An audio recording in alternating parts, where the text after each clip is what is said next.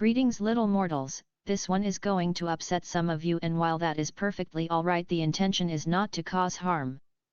The intention is to highlight that while you have every right to not like the thing, destroying someone's career or causing them to lose their job over it is overreach that needs to stop. There are times harsh punishment is appropriate, but a poorly made joke is not one of them.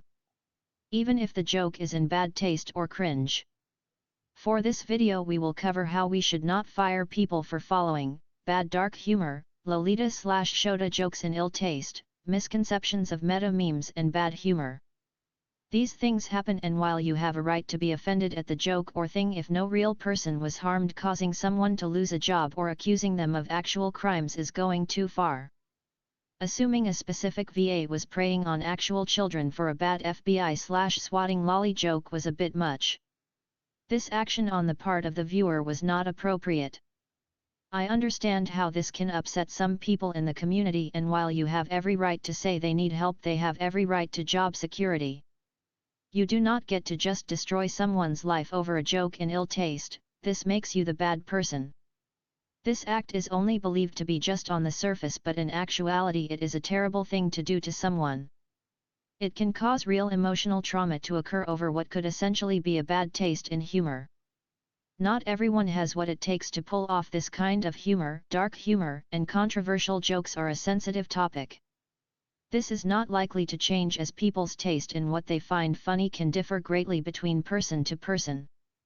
Some users may have found the joke to be a little humorous, and while you have a right to be offended at bad jokes, you do not have a right to attack the person making the jokes over it.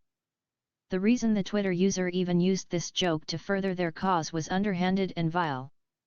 Again, you do not have a right to accuse someone of a literal crime over a bad joke. Bad jokes are not a crime and should not be a crime. This is why the Twitter user brought up the contract. Again, how the user got the contract is a mystery and cause of concern to Hoyoverse. Yet even with the terms highlighted, a bad joke should not have been enough to fire Elliot. You have every right to argue that he should get help or cut it out with the bad humor. You can mock his ill taste in jokes, but again, accusing him of an actual crime is itself a crime. The specific term is defamation per se, and it's a crime where damages are assumed based on the severity of the accused crime. This means in order to raise a defamation suit against the Twitter user, all Elliot would need to do is prove malice, something proven by the celebrating that occurred after Hoyoverse defamed him on their Twitter. If HR considered bad jokes to be serious sexual offenses, Hoyoverse's legal department needs to have a nice sit down and explain that that is still defamation, as bad jokes are not sexual offenses. With the courts now cracking down on companies that defame their employees, it's pretty much assured that siding with HR terminating the VA in this was a losing choice. If this is what is referencing what is referred to as idle laws in English VA's contracts, this needs to be addressed as the overreach it is. In the US and most English countries, we do not have the honor culture present in places where idle laws work. In the US and English countries, the masses can often push inappropriate standards onto a VA or actor/actress, and they will abuse idle laws to do it. This can be seen in the VTuber community, and is a source of mocking for independent VTubers. This still means that a bad joke is not enough to justify Elliot losing his job. It can be argued that the joke was in an extreme sense of ill taste, but again, it's still just a bad joke.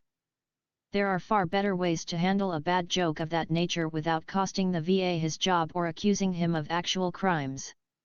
These methods should be considered first, as it is common courtesy to assume the supposed offender is just a bit of an idiot.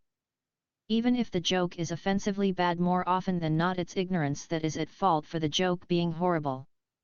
For a chosen demon to go after, this certainly is a weak man's choice.